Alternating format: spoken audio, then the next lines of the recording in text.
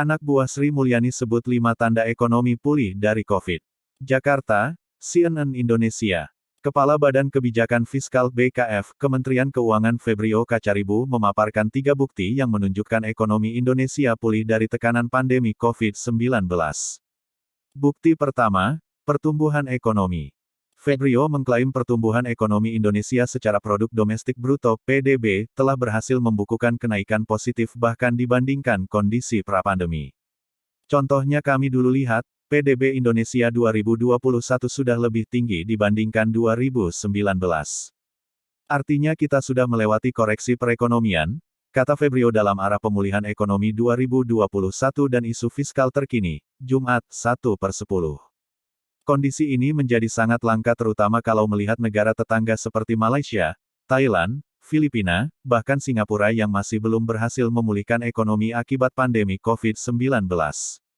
Ia optimis dengan perkembangan itu, target pertumbuhan ekonomi pemerintah yang mencapai 5,2% dapat tercapai. Ini didukung dengan pertumbuhan ekonomi tahun ini yang masih bergerak di 3,7–4,5%. Selain itu, ia mencontohkan kondisi perekonomian Malaysia yang masih dalam kondisi rebound.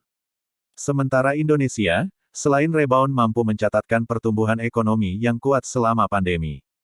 Perekonomian Indonesia itu sudah lebih tinggi dibandingkan level pra-pandemi dan tidak banyak negara yang bisa mengklaim hal tersebut untuk saat ini, ujar Febrio.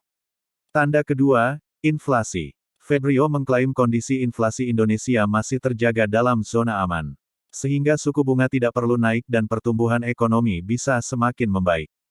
Ketiga, kondisi defisit fiskal yang sempat terkoreksi hingga 6,1% pada 2020 ditargetkan akan terjaga sebesar 5,7% pada tahun ini. Ia mengklaim defisit fiskal ini dapat semakin membaik seiring dengan perbaikan yang terjadi dalam perekonomian Indonesia. Keempat, kondisi sektor keuangan. Febrio menyebut semakin banyak investor domestik dan retail yang gencar menanam modal di beberapa instrumen keuangan seperti saham, obligasi dan surat berharga negara (SBN). Pertumbuhan perekonomian dalam negeri dinilai sudah terjadi secara merata di berbagai sektor seperti ekspor, impor, konsumsi rumah tangga, konsumsi pemerintah, dan investasi. Kelima, Purchasing Manager Index (PMI), manufaktur yang naik cukup signifikan.